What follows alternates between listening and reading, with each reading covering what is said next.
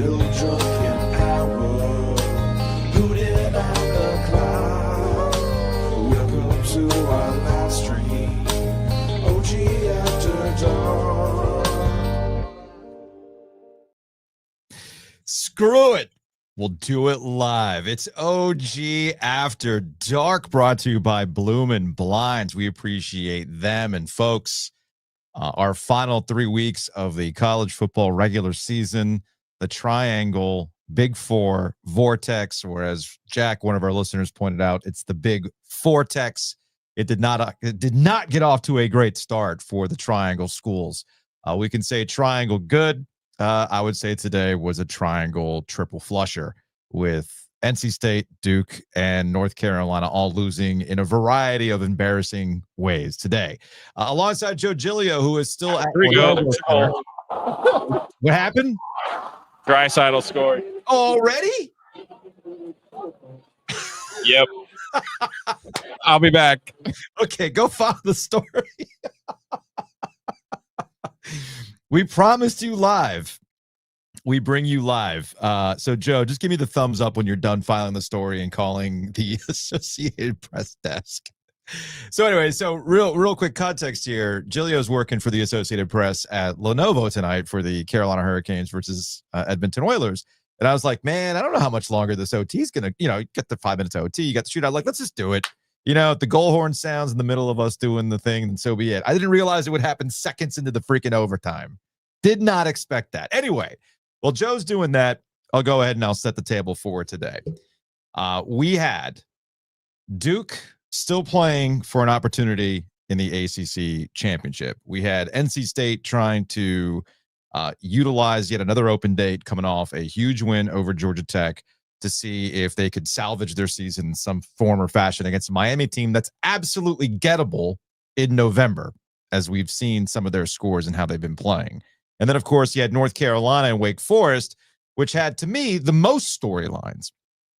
The first one related to North Carolina. We've been told, and some people believe, that they've been getting better. We've been told, and some people believe, this defense is, quote-unquote, legit.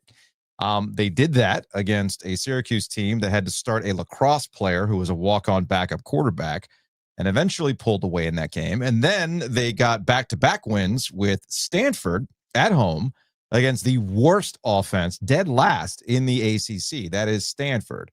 So this Wake Forest game was the ultimate test in the building blocks. Were they actually getting better? Is this defense legit?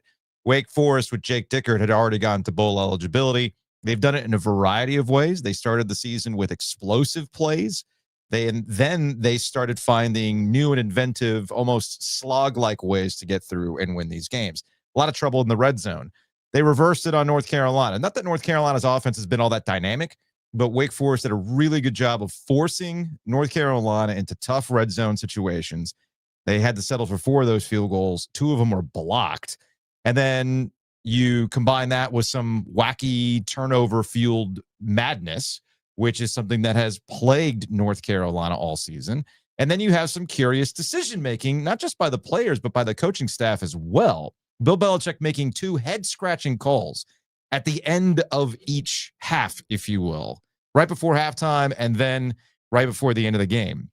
All these things we can get into throughout today's After Dark, which, again, is brought to you by Bloomin Blinds. You can check them out online at bloominblinds.com. A lot of you were already all up in the YouTube comment section. And I know William was the most hyped because the Deeks and the Pirates apparently run in the state. ECU with a big win earlier today over Memphis. From Timmy Ann, triangle good, question mark with the laughing emoji. Yeah, no, we know. It ain't all that. Triangle good. No, definitely not good. This was just more of the same. So let's go ahead and get into the North Carolina Wake Forest game. And I want to bring up the 2 very kind of curious decisions from Bill Belichick. The first one, at the end of the half, Belichick decided, after Wake Forest was called for an illegal shift, to decline the penalty. If they accepted the penalty, that would have put Wake Forest at a first on a 1st and 15 at the Carolina 18. They declined it, so it ended up being a 2nd and 9 from the UNC 12. Boom. Damon Claiborne scores a touchdown going into the half. And then you get the end of the day where, for whatever reason, Bill Belichick called a timeout when it looked pretty clear that Jake Dickert and Wake Forest, they were just going to run the clock out. The game was over. He calls this timeout, and then I guess Jake Dickert goes, fine. If you want to keep playing, let's keep playing. And they scored a touchdown right after that. Belichick, after the game, didn't really do a good job explaining this. This is from R.L. Bynum, Tar Heel Tribune. This is the exchange that ends with Andrew Jones trying to get a little bit more clarity as to why he decided to call timeout. Hey, Bill, can you elaborate a little on the decision to take a timeout there at the end of the game? It looked like they were ready to take a knee and end it. Can you just elaborate on that decision? I'm just trying to keep the game alive. I know what they're going to do. Block field goal, make a stop, and then keep them. It looked like they were going to take a knee on that one at the end, and they still had one more snap to take. So what were your instructions to your team, and what was I thinking about that? So I just said we're trying to stop them. Yeah, game 1 over. And I don't know what they were going to do.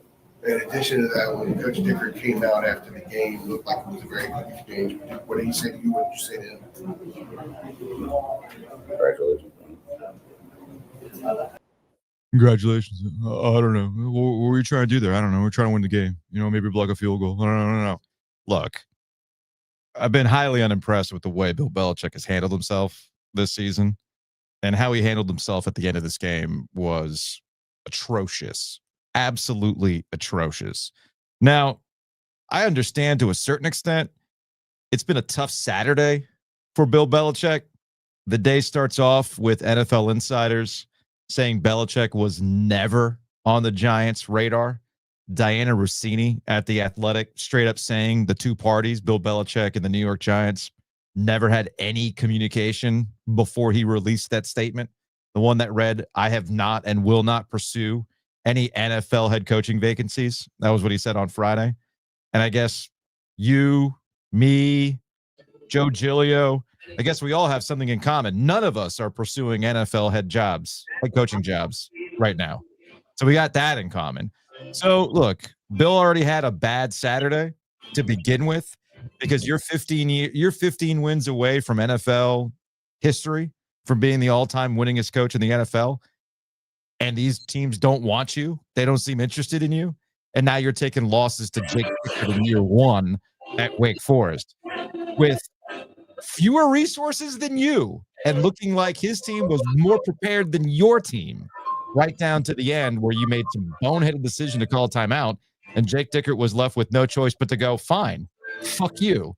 You want me to score a touchdown and make it worse? Then I'll fucking do it. Here we go. And then he blows right by him at the end of the game. Just an overall bad look for Bill Belichick tonight and UNC, and it absolutely filters any of the goodwill that had been developed over that 2-game winning streak. Giglio, are you with us now? I am. I still got it, man. I feel good. You good? I feel good. Filed your story? Did it on time? Yeah. Get it. I see your comment. Jake Dickert should be in the running. He'll get some votes under the old school premise of, we thought your team was going to suck and you're good. But hey, man, Tony Elliott is still out there coaching his ass off. Okay. Mm-hmm. Like, I get it. He beat Tony Elliott, but Tony Elliott's in position right now to play for the ACC championship if they can beat Virginia Tech in 2 weeks. So, just to piggyback off of what you're saying about Belichick and kind of how that game went, Wake Forest continues to have the season that UNC should be having. Mm-hmm. Like, there's no other way to put it. Right down to this tone was set in this game on a let's be honest and clear here. A horseshit touchdown by Wake Forest on the very first possession of this game. Kind of like the time, the Seattle Seahawks decided not to give the ball to Marshawn Lynch. Kind of like the time that Shanahan decided, I have this 28-3 lead, but I'm just going to keep fucking dropping back with Matt Ryan and hoping he keeps throwing lasers. Okay, so in the grand galaxy, on the scale of the grand galaxy, Bill still has two Super Bowls that he shouldn't have. Yeah, but hey, that's how it goes now. I thought the tone for this game was really set there. two very similar teams, both offensively challenged, to get a gift like that, and then to have the two blocked field goals for Wake Yes. Forest in this game. Those are the kind of things that obviously drive the old Bill Belichick, or I should say young Bill Belichick, crazy. I don't know what this version of Bill Belichick thinks of his special teams being garbage and losing football games and having, weird, bizarro horseshoe plays go against him. But that ultimately, you're talking about a man who had to sit there and watch Wake Forest and Jake Dickert, a young man who understands the college game, continue to enjoy the season that North Carolina should be having right now. NC State. Oh, and before Miami. you go there, though, before Yeah. you get to those other two games, congratulations to Jake Dickert for as a state grad and as someone who is me, I am the biggest fan of Dave Clawson on the planet. Yeah. You know this. Dave Clawson could not beat Carolina to save his fucking life. Could not. He'd score 100 points against them and lose by 120 to 119. Yeah. Okay. Yeah. But here we go. Jake Dickert is now NC State's new favorite coach. He loses to the Wolfpack and he beats Carolina. I mean, he is the bizarro Dave Clawson. Yeah. So I didn't think I could have more respect for a Wake Forest coach than I did for Clawson. But Dickert's getting there, man. He's growing on me. Yeah. So the other two games before we go to the sports phone calls and some other stuff, NC State at Miami, back-to-back open date disaster. I have been told that Dave Doeren and NC State are pretty good coming out of these open dates. All right. The first one didn't go your way. Got clobbered by Pitt. They dropped 53 on you. All right. Feeling good after the Georgia Tech win. Miami, like as I said at the jump of the After Dark, Miami can clearly be had here in November. The stars were aligned. You had CJ Bailey, right? You got the story with the recruitment. He's at NC State. Hey, maybe you don't have him next year because this is an audition for Miami. Well, he was certainly throwing it to Miami players. He was a year ahead of himself, also throwing it to the other side of the defensive side, not the offensive side. So he got off to a bad start. And from there, Miami's defense and that line was just too much for NC State. Joe, the issue that I have, and I know a lot of it's going to be on CJ Bailey in the offense. I get that. I totally understand why. But really, as this season starts to wind down with games against Florida State and North Carolina left, it is wild to me how Dave Doeren's signature, the defense, has just not put them in position to win. This is what I'm going to call ACC competition, all right? This includes a non-conference game against Virginia. This includes your Notre Dame rotation. Wins and losses, this is what the other teams have put up. 31 with Virginia, 24 Wake Forest, 45 Duke, 23 Virginia Tech, and that was coming off of them firing their head coach.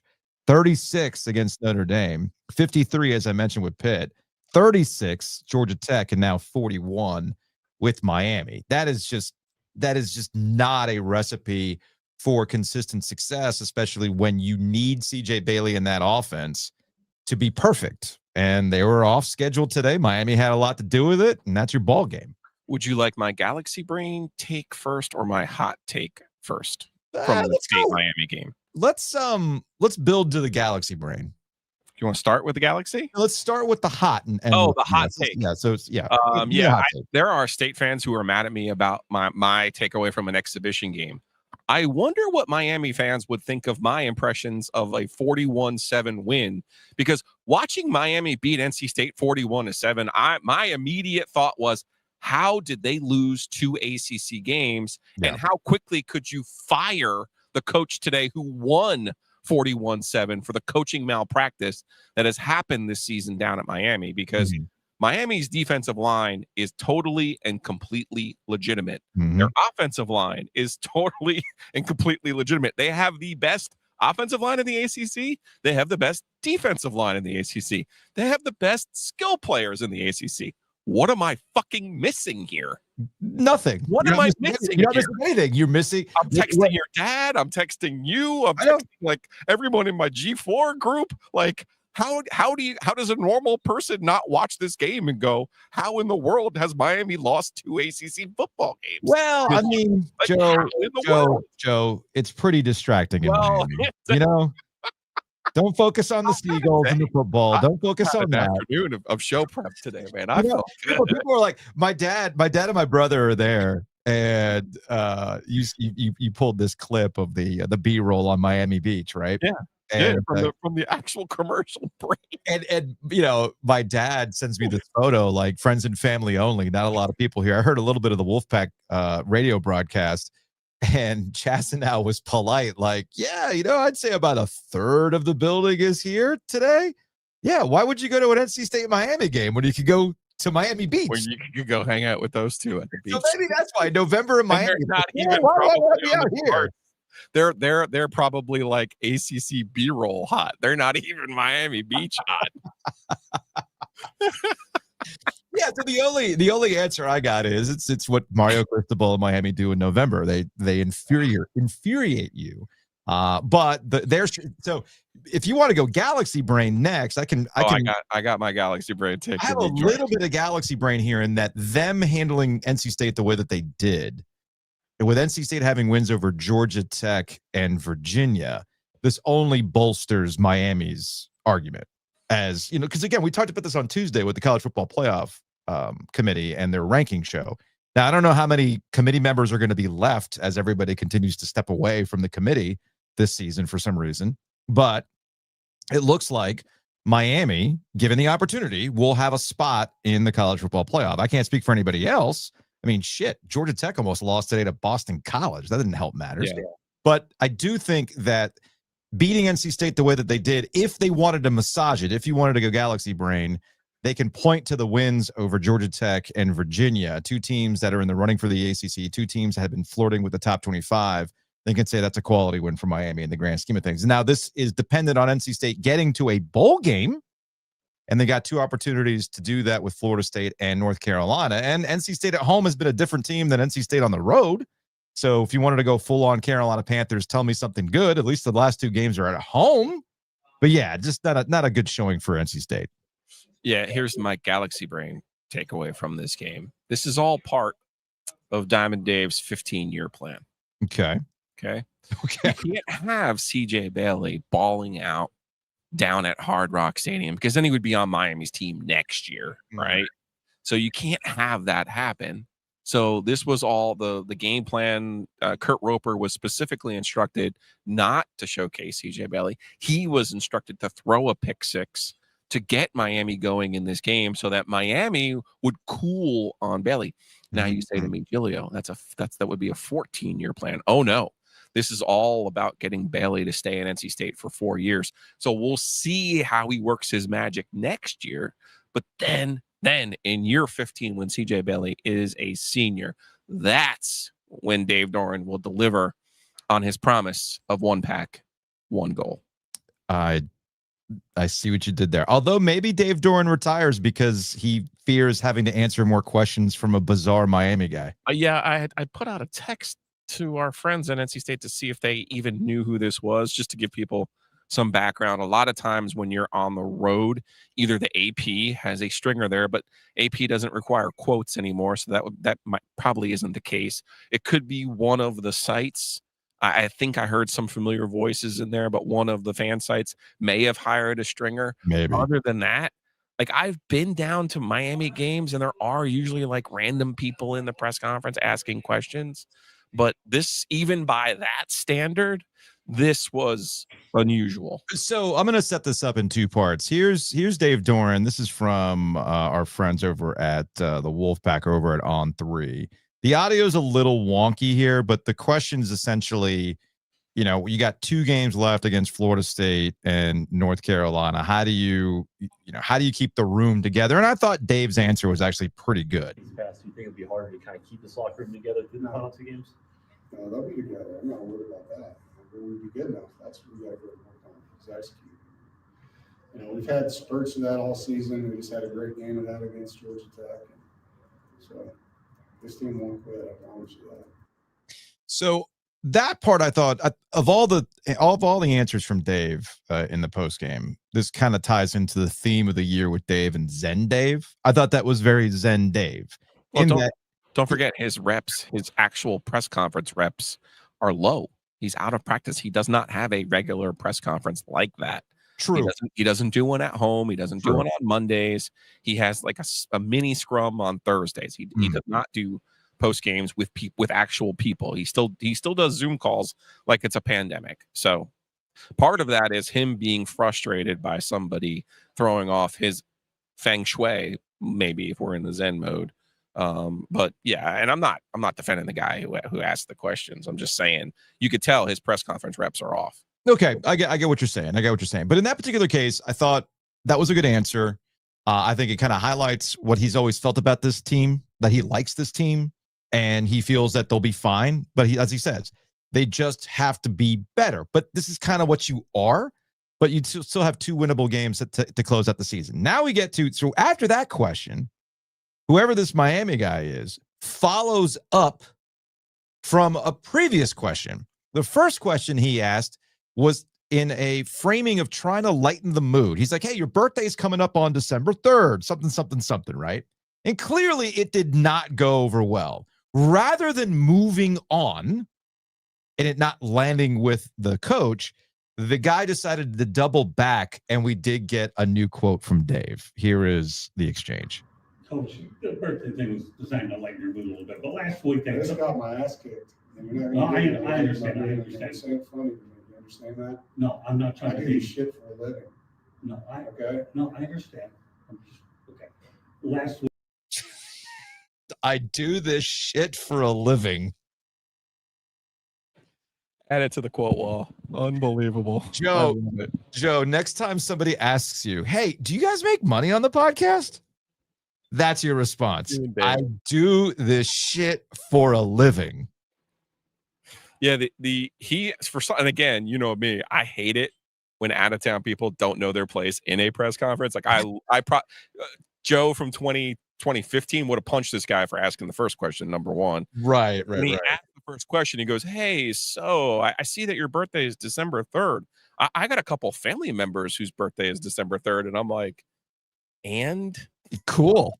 And so then he wants to qualify it the second time around, babe. Like, hey man, I was just trying to lighten the mood. Read the room. Read the room, buddy. Read the room. I just got my ass kicked. I do this shit for a living. Speaking of getting their ass kicked. Oh man. Duke. What are we doing? Duke. Look, I want to apologize. I want to apologize to Virginia. Straight up. I'm sorry. I thought after Wake Forest got you in ACC play, and you've been flirting with disaster for a good chunk of the season, that the Wake Forest game was going to kind of unravel things with Chandler Morris healthy or not. I just thought, hey, man, eventually the horseshoe up your ass is going to fall out. So it wasn't so much that Virginia beat Duke, because, yeah, if you told me that Virginia was going to beat Duke, I would have told you, yeah, let me guess.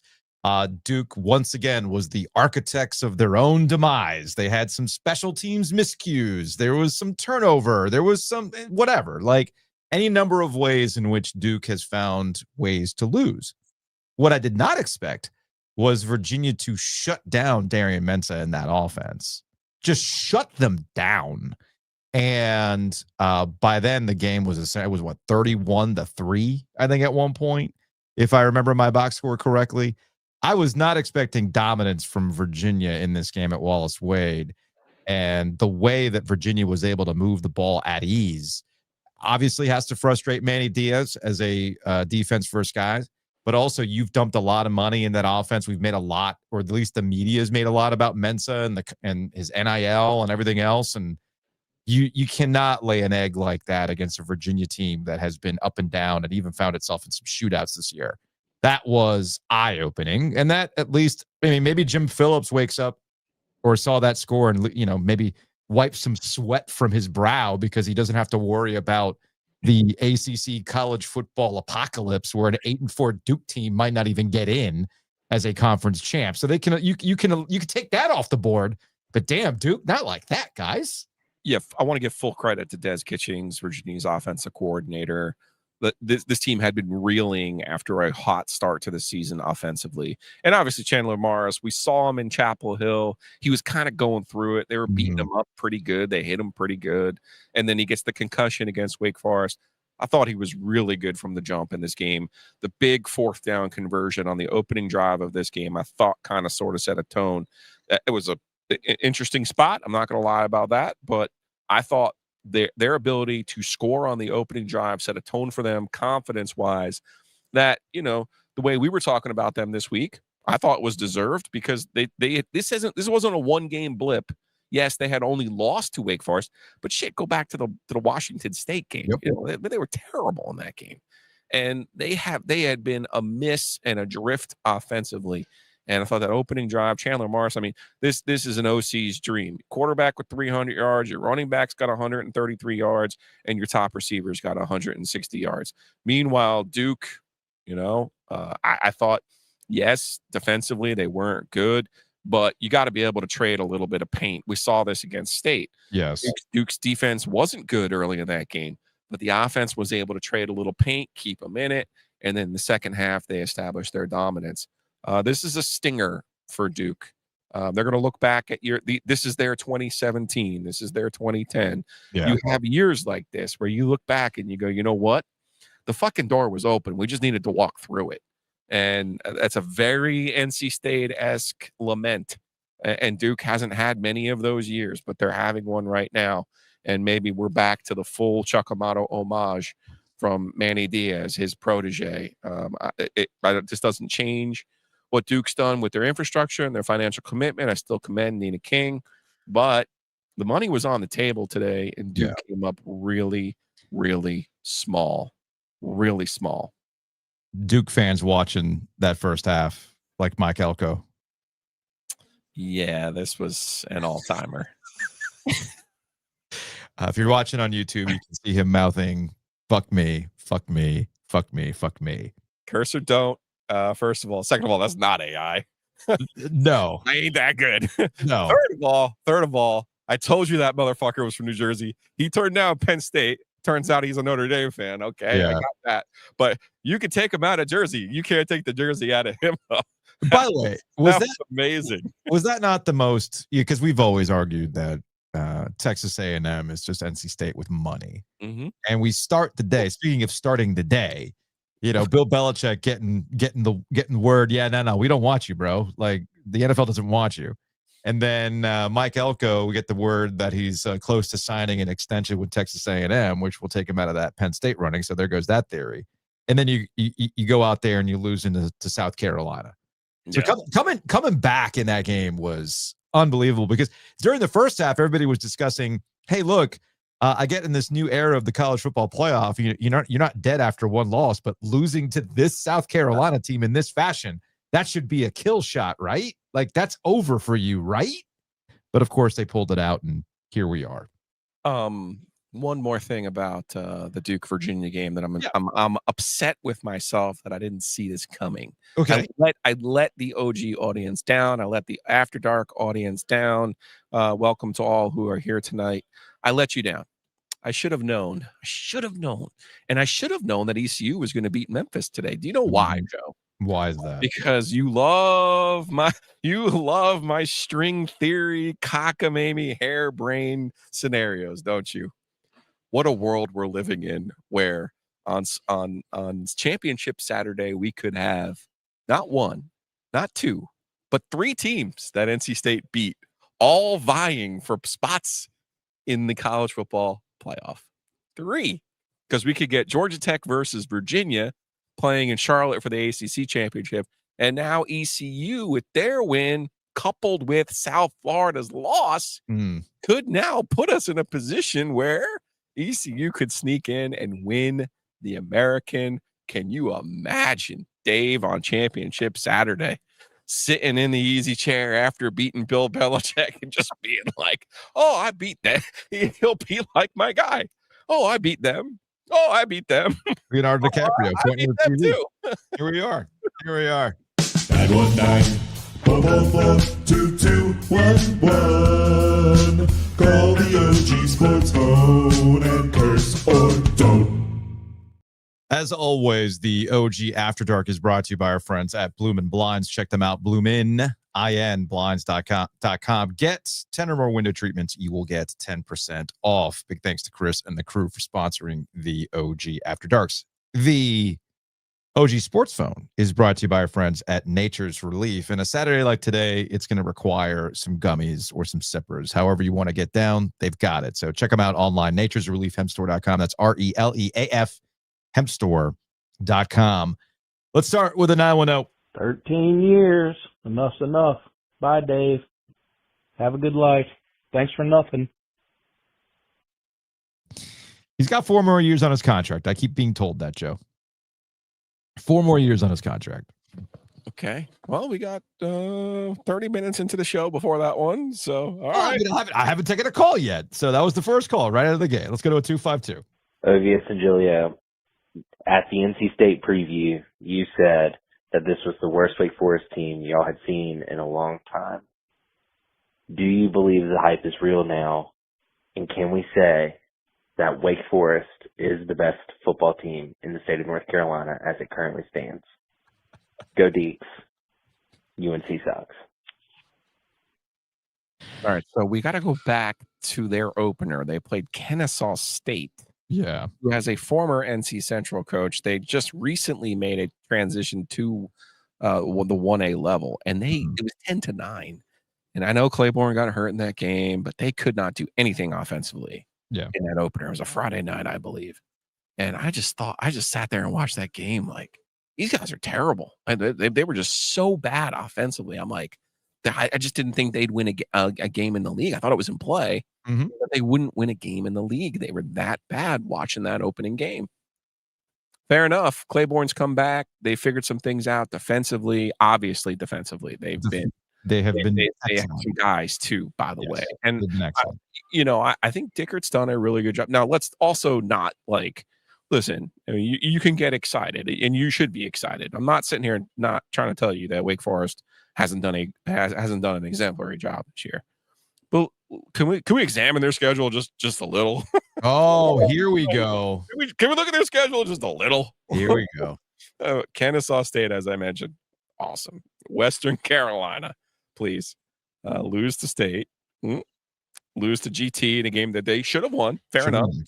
Go to VT. They beat the interim coach. Don't get Wake Forest fans going on officiating from that game either. I know. Hey, they beat SMU though straight up. Got their doors blown off by Florida State. So we'll see what State does against Florida State. But hey, man, all props for beating Virginia and Carolina the last 2 weeks. Knock Morris out of the game last week. That was obviously pretty big again, defensively getting things done. And then this week, hey, man, that was your Super Bowl. You understand that. And guess what? State plays one of those pretty much every year against Carolina. So you beat your first favorite team this week. That's awesome. I love that for you. One thing, because this is how many Wake fans do I know? I could get them. I know you can get them going up. Well, here's where I think Wake deserves. Here's where Wake deserves more credit than you're giving them, schedule aside, because you do this thing with the schedule, which hopefully after this season, I've broken you of this dumb crutch that you have as it relates to the schedule. And really, it's not just you. You're not alone in this. I just pick on you because, you're my business partner and co-host and friend. So I get to pick on you about these types of things. So Wake Forest, given all the excuses that people want to make for North Carolina, given all the excuses they want to make about, well, he just got there. Well, he has to rebuild. Well, ... Well, ... Wake Forest has none of what North Carolina gave Bill Belichick in terms of money, resources, commitment, everything else. Wake Forest was actually going through a true reboot from style, personality, everything. It was Bill Belichick and Mike Lombardi's decision to not have anybody from Mac Brown's tenure really there anymore. People are trying to make this excuse of well, you see what had happened with Kirk Cignetti is he brought all these guys with him. Well, Dickert did a little bit of that on the light side. He tried that I think there's 12. No. So follow me here. Yeah. So there's all this Summerall. You see what Summerall did. Okay, cool.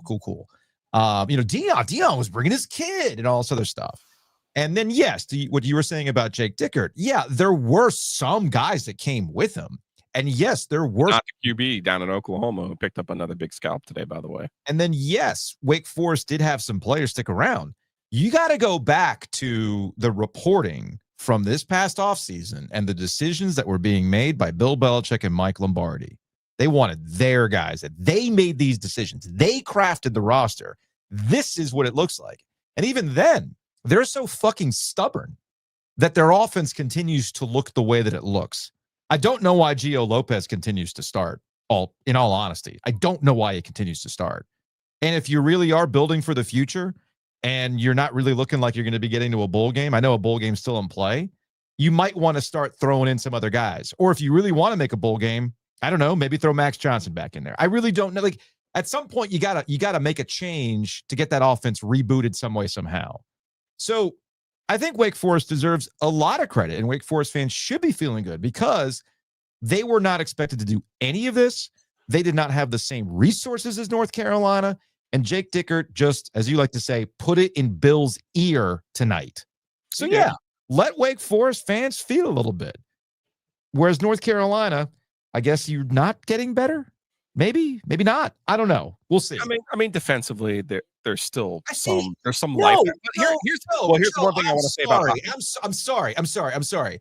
This idea that they're getting better defensively, their last 3 games have been against the dregs of the ACC in terms of offense. You can't have it both ways. You can't point out the schedule when it suits your argument, and then.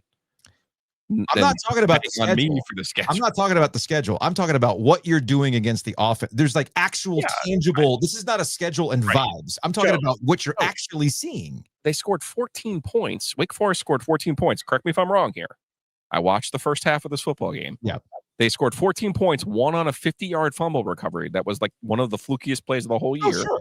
And then they scored another touchdown at the end of the game after Belichick was dicking around and called a timeout, right? Well, you're taking away the 2-play drive that resulted in like a 50-yard touchdown.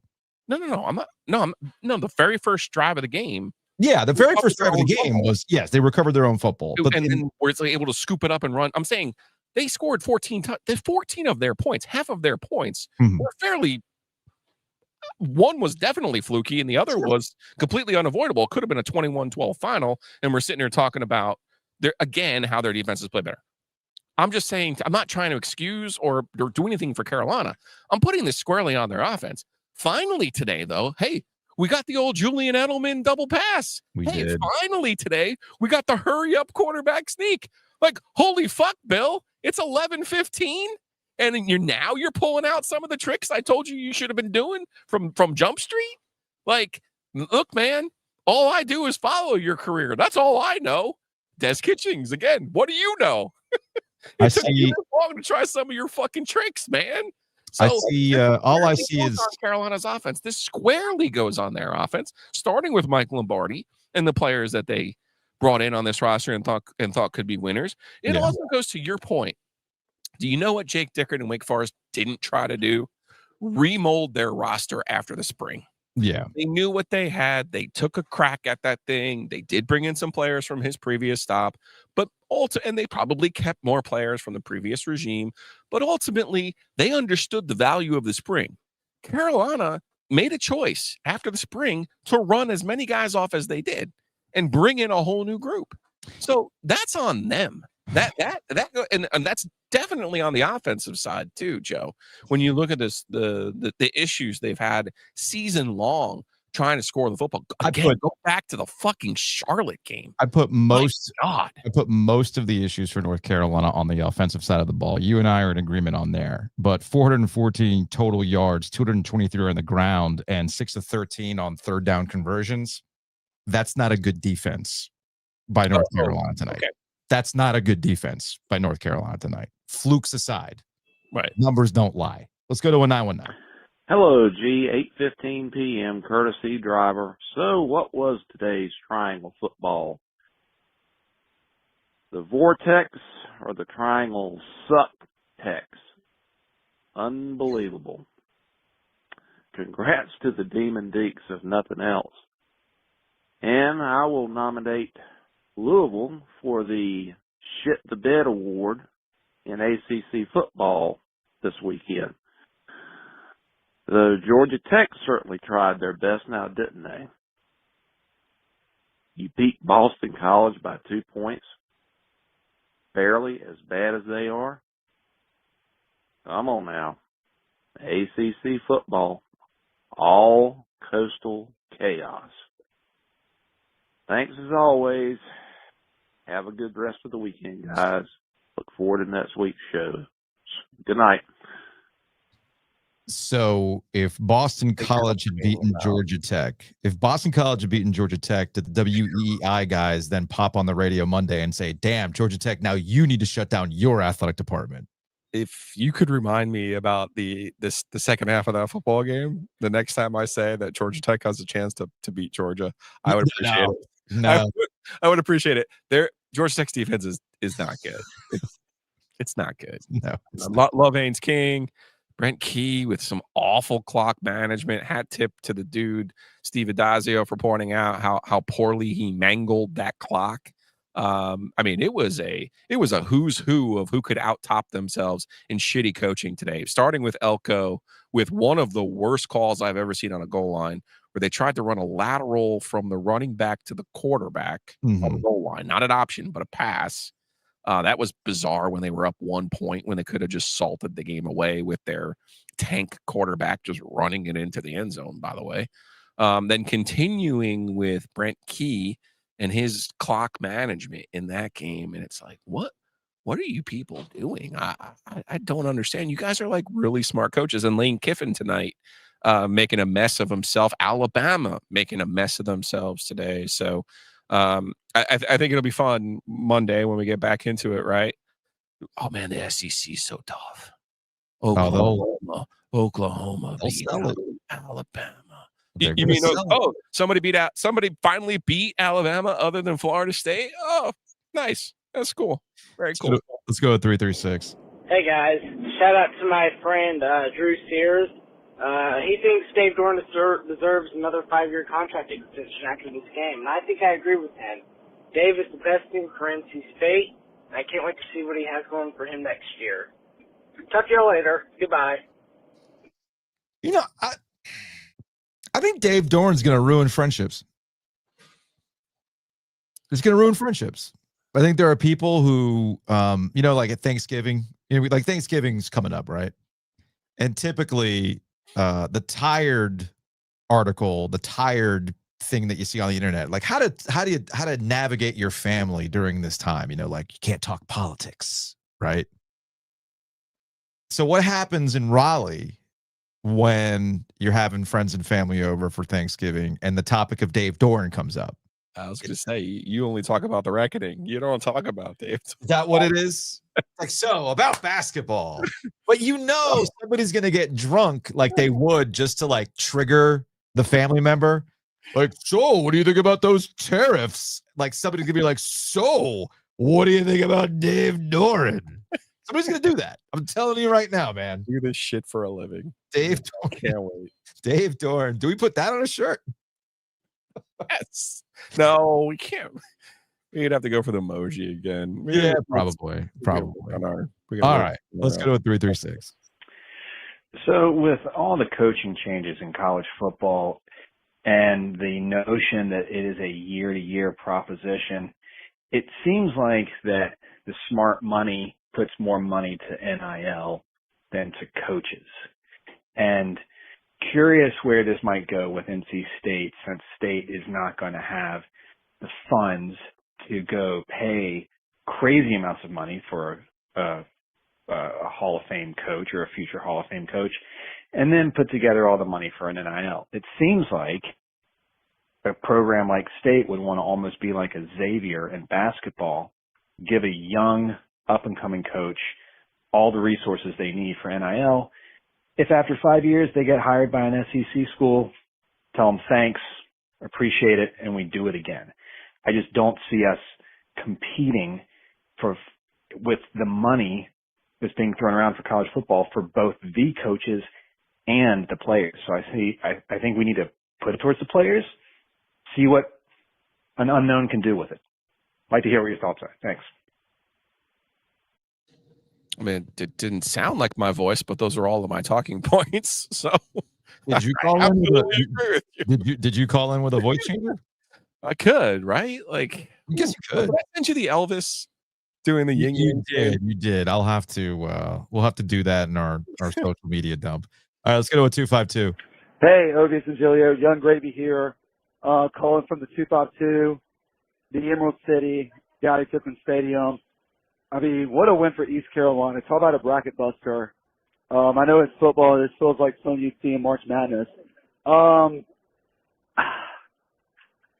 don't mean to bring this up, but I have to.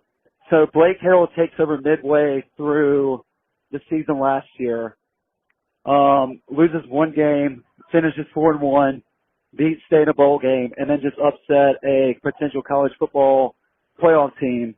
And I get it's the American Conference, but still, there's something to be said about getting a team to rally behind you, and all of a sudden ECU 6-3 just rushed the field against Memphis. Again, say what you want, ACC compared to the American Conference, but there's something to be said about a coach just taking over and not even finishing his full whole second season and getting a big win like this. Just something to ponder. Good to talk to you guys. Hope to see you soon. Young Gravy out. And if you're watching on YouTube, the Young Gravy was out here sending me video from being on the field. He sent that to you and me, so he got out there for the big ECU win today. Look at that. Having a good old time out there. Yeah, I was happy for the Pirates today. Obviously, James, some of my other ECU friends, they're like, wow, this is great. What a big win. We beat Memphis. And they're like, man, if only, we had played better against Tulane. And in my head, I'm kind of thinking, you slept walk through the first 20 minutes of the season. That wasn't a great tone. And then you bungled the end of the first half against BYU. And you're gonna have bad days. I get that. I suspect the Tulane game was a bad day for them, but they played well. I think you got to give this ex-quarterback credit for Tulane winning that game the way that I know I'm being serious. Like he's a difference maker. I don't think it's not the American. I'm just laughing at what you referred to him as. Oh yeah, but also I wouldn't call it just the American. I mean, there's some good teams in that league and good offenses in that league, and we saw it with South Florida beating Florida. We've seen it with Tulane and some of the wins that they've picked up outside the league as well. So Memphis, so that was nice. It was nice for ECU to have a Saturday game in the afternoon. You're allowed to do that. And their fans were able to get out there and celebrate a nice win. Caton Hauser, big game. And what really gets me about Mike Houston, who I think is a good football coach, how he didn't know Hauser was the quarterback is a little weird to me. But when they switched to Hauser, the results have come. So, like I said, big game out of Hauser today, 300 passing yards.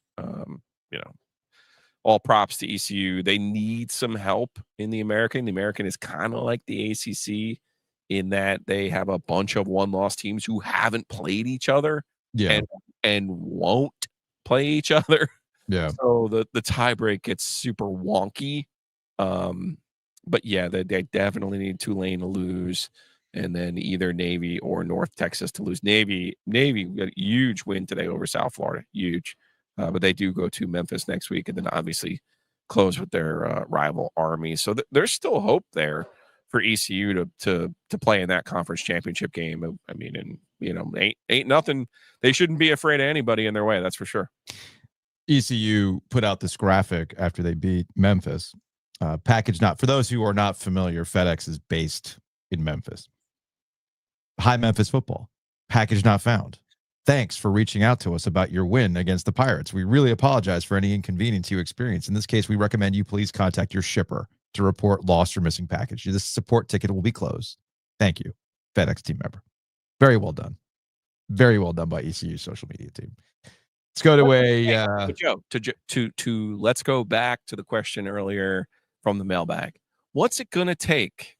What's it going to take for NC State or North Carolina to be a legitimate real team? I present to you Wake Forest. I present to you ECU. Get him out of here. And I'm just telling you. You're really not Charlotte or App State. You don't need Charlotte or App State. In fact, they might, speaking of But let me tell you something.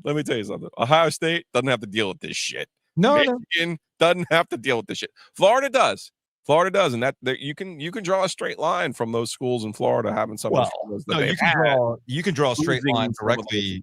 players from satellite schools. No, you can draw a straight line directly from Florida State having this existential freakout because of what's been going on at Central Florida, what's been going on at South Florida, and whatnot. That is why they've had their freakout with the ACC. All right, let's go to a 619. Hey, just finished watching the Dave will get him in the fifth quarter Doeren special in Miami. Flipped over to the Carolina Wake Forest game. Obviously, I hate Carolina, so saying this it means it's true. I just watched incredible catch by the Carolina running back between his knees. The announcers were on the same page as everybody else. They were saying, yeah, it's a catch. Obviously, it's a catch. There's no reason this is not a catch. Yeah, it touches the ground, but clearly it's a catch. The refs come out and say, no, it's incomplete. And it's just a microcosm of everything this year with ACC officiating. It's bad whenever I actually hate the officiating more than I hate the Tar Heels. This might be the first time ever I've hated something more than the Tar Heels, but something's got to be done about this ACC officiating. And something's got to be done about Dave Doeren, because, man, you can lose, but you can't lose like that. Go Pack. I don't think it was a catch. I don't think he had. I know Tom Brenneman was all in. I'm like, oh my God, what an incredible thing. And he caught it with his thighs and all this other stuff.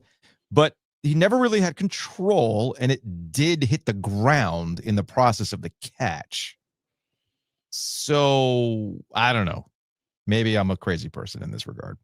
Let's go to a 919. Hey, Joe. It's your brother reporting from Hard Rock Stadium after NC State got absolutely butt-fucked by a mid-Miami team that shouldn't be ranked.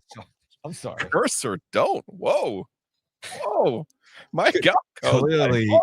Clearly, my dad was buying beer today at Joe Robbie Stadium. I think my brother was a few land sharks in for that one. Your brother just say butt fucked? Was he watching? Was he caught up in? Maybe. Is he like, oh yeah? Maybe. He continues. As high as it is. This has to be the most low testosterone, small dick Dave Doeren team I've ever seen, or maybe it's the same team that showed up against Tennessee last year. Yeah, I'm glad our boy Connor, the other third of the Orlando OG syndicate, saw Boo on the field. I hope he fires Dave's ass. Anyway, here's Dad. It's Drake. Toby, a Miami Hurricane. We got some kings over here. Whoosh, whoosh. Love you. Bye.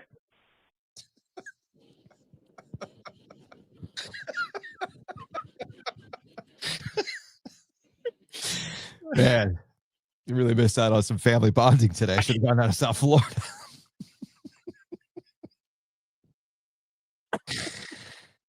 Whew. Whew.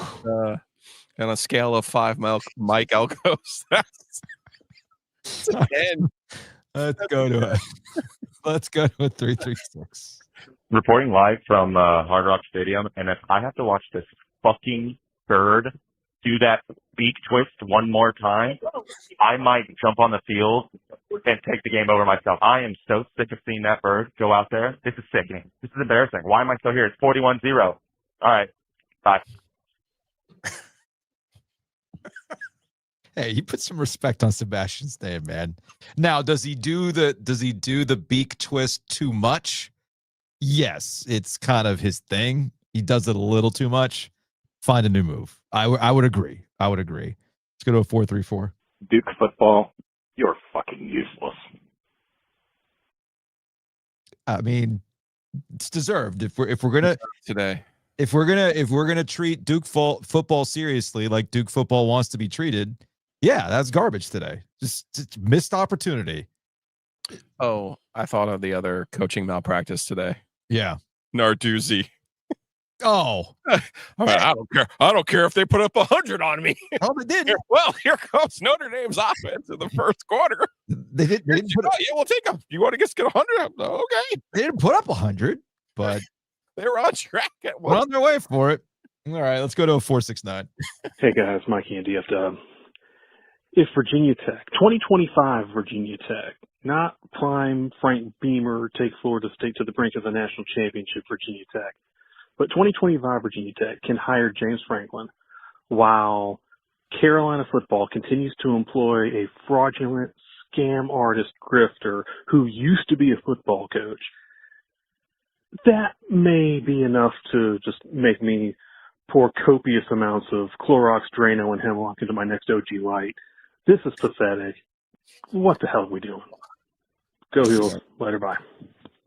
Mikey, don't do that, please. Don't do that. We need you to help with the algorithm. Please don't. Yeah, do no, we also talked about this, though, when they did hire Belichick, that Carolina is in a better position. They have more money.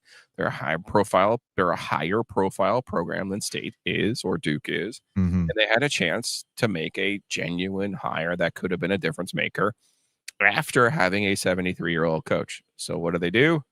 They hire a 74-year-old coach who's never worked in college before. Yeah. I mean, caveat emptor. If James Franklin takes the Virginia Tech job, and I know that this has been bopping around long enough to be taken seriously, and I know there were reports about advanced conversations between Virginia Tech and James Franklin. If that happens, it's going to collectively break NC State and North Carolina fans' brains. I would say State less so, just because State got the basketball version of James Franklin, actually a guy on the way up instead of on the way down. Fair. So I do think we've already seen some copium with State fans when it comes to basketball. Look, he might take the Virginia Tech job. I think he would be better off doing what I told him to do and go take the Stanford job. But I could understand the appeal for him. That's an area that he's recruited. He'll feel like he can recruit DC. Remember, he was an assistant at Maryland for a long time. I'll be perfectly honest with you. While Bill Belichick's out here saying, I'm not going to take the Giants job, I don't think any of those SEC schools want James Franklin. No. I really don't. No. Because how do you sell that to your fan base? Hey, we're going to go big, and we're going to be a top 10 national championship contender and make the playoff. And it's like, so you're telling me you're going to hire the guy who has a reputation of not being able to win the big game? Right. Oh, okay. Perfect. Sure. And that leaves him basically with Arkansas. And like, you're going to sit here and are really going to pull a Calipari and go to Arkansas? Listen, I can understand why he would choose Virginia Tech. I would say I think State has less of a gripe complaint than Carolina does, because Carolina had a chance to hire in the previous cycle. And it wasn't a very active cycle, by the way. Remember, I suggested Lincoln Riley. They could have probably gotten Lincoln Riley if they made a serious effort at him. Yeah. Those are the kind of choices that they needed to make, the creativity that they needed to pursue, and they didn't. And of course, we now know there were multiple cooks in the kitchen making those decisions. So, all right, let's go to 336. Hey, OG, on our way home from the Duke game. No, you don't get many of these Duke rants.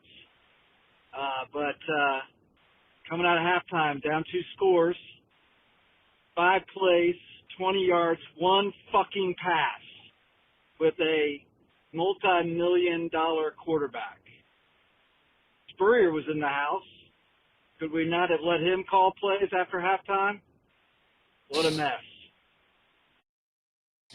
Yeah, I think the if you're a Duke fan and you've bought into what Mike Elko started and what Manny Diaz was supposed to continue, it is well within your rights to look at the follow-up to losing at UConn, having that kind of jostle you out of whatever you're in, and understand, hey, man, if we lock in, we can still make this run for the ACC, and you come out and you lay an egg like that.